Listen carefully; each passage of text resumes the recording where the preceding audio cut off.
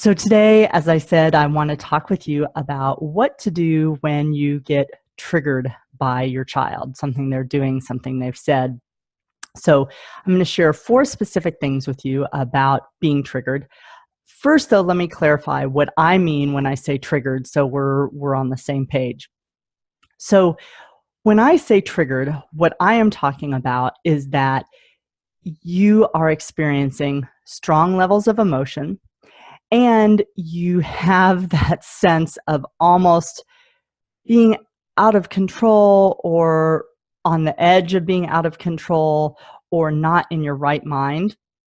And so part of, just to go into a little bit of why this happens, is that the sense of not being in our right mind when we have strong emotions going on. So our system is flooded with chemicals, and so we are sort of in the grips of that emotion. What's happening in our brain is that instead of being in our human brain, which those of you who know either Dan Siegel's work or have watched some of my videos before about our 3 brains will know, we have our human brain, we have our limbic brain, our emotional brain, and then we have our reptile brain, which is that fight, flight, freeze part of our brain.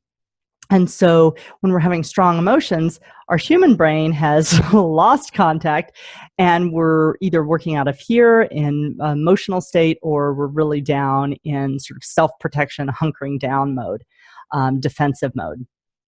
And that's what happens. So when we're triggered, something's coming up in us that's part of why it's so strong, and we're just having that sort of almost an out-of-body experience, or can be.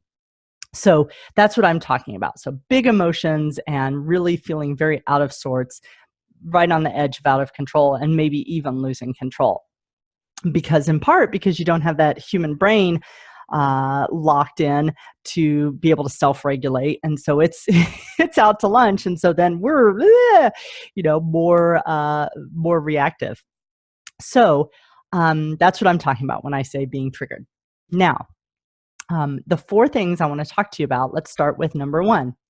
When we get triggered by our children, we are getting something about us. So we tend to think, oh, it's my child's doing this thing, it's annoying, or it's aggravating, or they shouldn't be doing it. There may be some things that we want to work with them later on their behavior. Absolutely. I'm not saying there's not anything there. However, when we're triggered, what that means is this situation is about us, not about them. Let me say that again. So when we're triggered, what that means is something is going on about us and our past, and it's not really about what's going on with our child in that moment. So basically, what's happening is we have some old wounds from our own childhood, from our own life.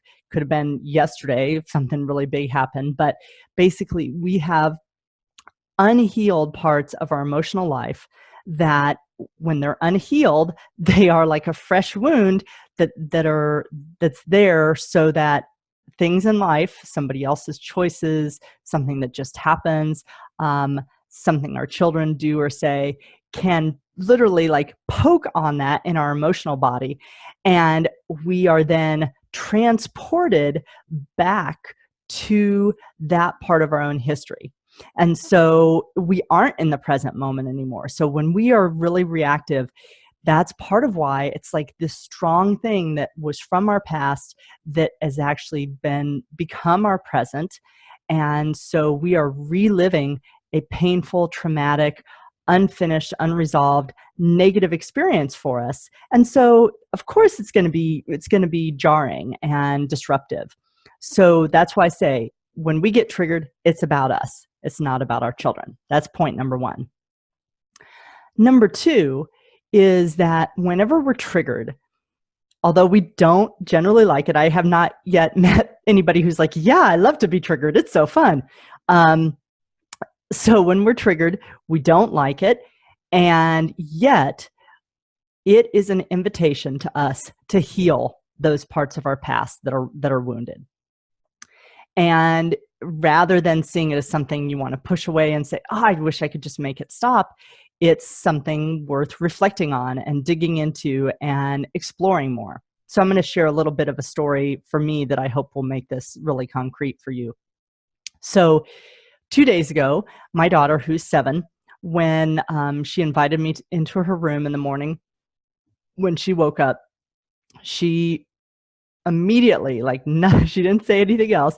She immediately went into, I don't want to go to school, and in plaintive voice, and she just, and I heard her, and I was like, I hear you, and empathized with her. And this has come up for her some this year, so I was aware of this.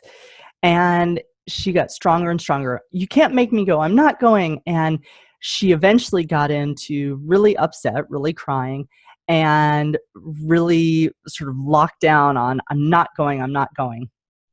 And what I noticed for me is that within just a few minutes, I all of a sudden was really overwhelmed emotionally. And for me, the predominant emotion was hopelessness. And I was like, this, what's this about? And so I was aware that, like, this is not, I'm being triggered. And fortunately, my husband was home at the time as well. So I said to him, I said, honey, I need you. I'm going to a bad place. I'm not in a good place right now, because I was on the edge of losing control. And so I said, I need you to be with her, because, I just, in a nutshell, I told him I'm not in a good place. This is not going to go well, because what I know is that when we are in those triggered places, we are much more likely to react in a way that we are later going to regret. And then we're going to have more stuff to clean up and heal and work on. And I don't want more stuff. I've got plenty of stuff to work on. So, and I bet you don't either. So I'm aware that when I can catch myself before I lose control, it's like, in that really triggered state, it's not going to be good if I can't, soothe it some and get some immediate healing right away. Excuse me. So what I did in the moment is I took a break for myself, took about 2 minutes just to breathe and tell myself, it's going to be okay. It's fine. You're going to get through it, and just, chill and relax about it. And it's going to work out. Then what I did later on, about an hour later, is probably actually wasn't that long. I got out my journal. Journaling is one of the really effective tools that I have. And I did some processes that I use when I've been triggered or when I have strong emotions, to get underneath them, find out what's really going on. What are they trying to tell me? What's there for me? And so what I became aware of is, even though I've been aware of this in the past, it was like, this is what this situation was triggering for me, was that when I was about 2, I had some really traumatic thing happen for me. And that was that my parents were struggling in their relationship. And so my dad took me away from my mom, and we lived in a different state. He had to work. And so I was in the care of strangers. And obviously I'm away from my mom. And so as a 2-year-old, I'm sure you can imagine that this does not make sense. It feels very frightening. And it was something that was traumatic for me. And part of what I did at 2 or thereabouts, 2.5, is that I found ways to make that situation work, because I couldn't control it. 2-year-old, not likely the 2-year-old's going to be able to take real effective, major action, like, oh, I'm going to just go move home with mom. No, wasn't that. So I coped as best I could. And that's the cool thing. Human beings were so adaptive. So at my 2.5-year-old self, I adapted. It was like, okay, I'm going to adapt. However, sometimes the adaptations we use to survive in our early life are not actually very good long-term adaptations that we want to make. And so for me, one of my adaptations was that I sort of crumpled myself to fit in to what my dad in this case was needing and wanting to do, which was to be in a separate place and do his own thing and get some space in his relationship. And so that's what he was determined to do. I didn't have a choice about it, so I adapted and I went, okay, I guess what I want and need doesn't matter. So I shrunk myself down to fit what he needed and wanted. And so while that worked at the time, so okay, I'm able to get through it. it became part of a longer, drawn out experience in my life where when I was faced with strong definitiveness from other people about things like they really had to do in this, even if it wasn't like strong, but they were like, this is what we're doing, that part of me to feel safe and to make it through is I then collapsed in as if I don't have any needs. I don't have any wants. It's just like, oh, sure. Yes, it's fine to do whatever you need to do. Forget me. That was my adaptation. Nobody made me do it. That's what I did. And so it became this pattern that replicated itself throughout my life until I became aware of it and started to work on it. And it still sometimes comes up. And so that's what was getting triggered.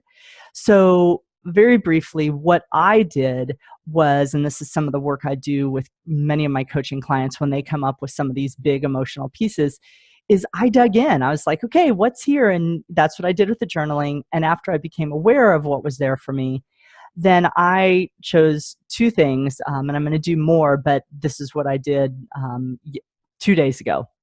What I first did was I did some dialogue with my inner child. I reconnected with that 2.5-year-old self. And I gave her, as best I could, what I think she needed in that time. She needed empathy. She needed acknowledgement. She needed some stable person that my dad was not. He was a great dad, and yet that he didn't have certain skills at that time, and that's fine. I needed, at that 2.5-year-old mark, I needed, though, somebody to be that stable person, to hear me, to empathize with me, to acknowledge that it really sucked and it wasn't fair and it was scary and all those things that for my 2-year-old self were true. I also needed somebody to acknowledge, wow, what an awesome job I did as a 2-year-old to accommodate and to, survive and make it fit. So I went into dialogue with that young me and it gave her acknowledgement and gave her empathy so she could start to heal. So that wound in her would shrink. It'd be like, yeah, it was still hard, but now some of the parts of her that had never been heard and never been validated were heard and validated. And so that starts to close up that wound. Then what I did is I decided that, okay, I've worked on this and I've whittled down some of the beliefs and some of the negative habits that started there and again, got repeated throughout my young life. Even though I've done that work, obviously there's still work to do.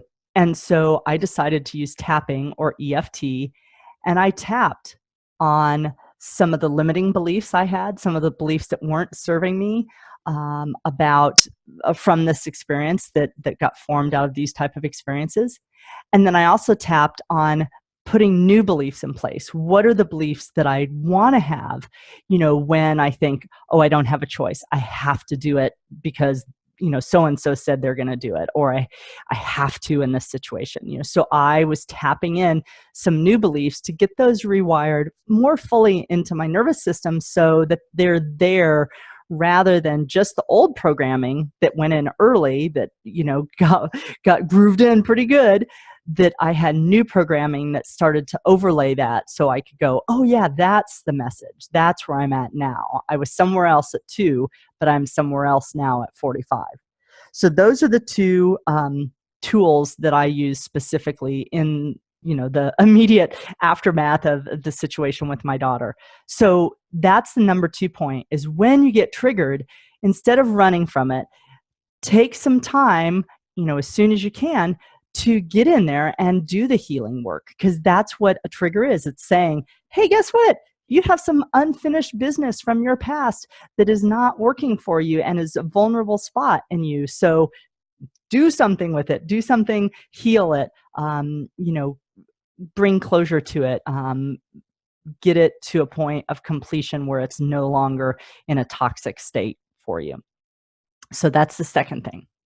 The third piece that I want to share is, until you are willing to heal those old wounds and those triggers, it will get recreated. And when I say it, what I mean is something that will trigger that old part, that old hurt.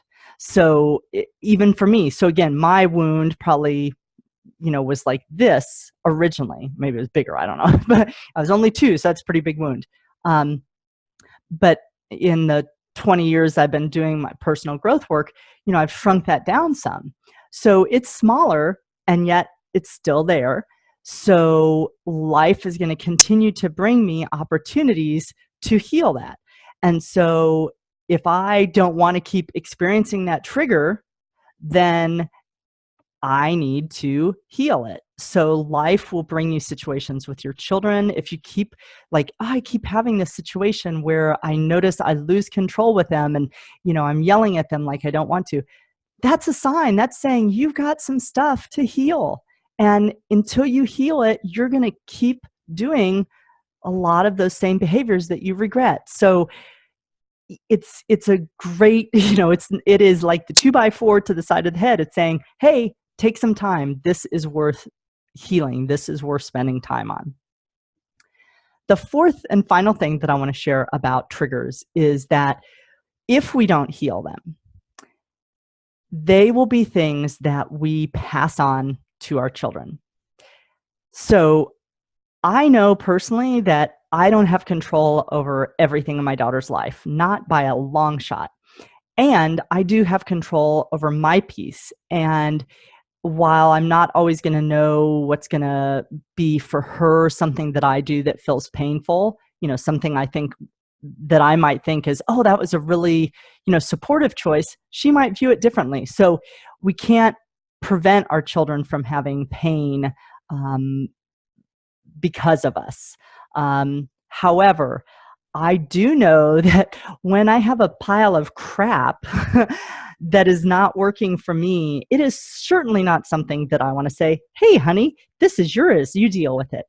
And that's where we see generational trauma and we see generational patterns. So, for example, in a family where abuse has happened, it is much more likely that that person, when they grow up, that child who lived in an abusive home, when they grow up, they're likely to have abuse in their home, because if it's not getting healed, it gets passed on. It's just what we do. That's about generational trauma and generational healing. So if something is not working for you, or there are parts of your past that were really painful that you would like your child or children not to go through, then do your part and heal your part. Now, it doesn't mean that if you don't heal it, you're going to pass on the exact same thing to your child. Your child may sort of go the opposite way. Like for me or my daughter, if my behavior continued to be that I collapse myself and I give in when, faced with somebody strong on the other side, she might do that same thing, right? So she might do a lot of people pleasing and perfectionism and shrinking herself down to keep other people happy. Or she might sort of like find that disgusting and awful. And so maybe she goes to the other end, and maybe she, without realizing it, becomes a person who steps on other people and uses a lot of her forceful energy and her will over them.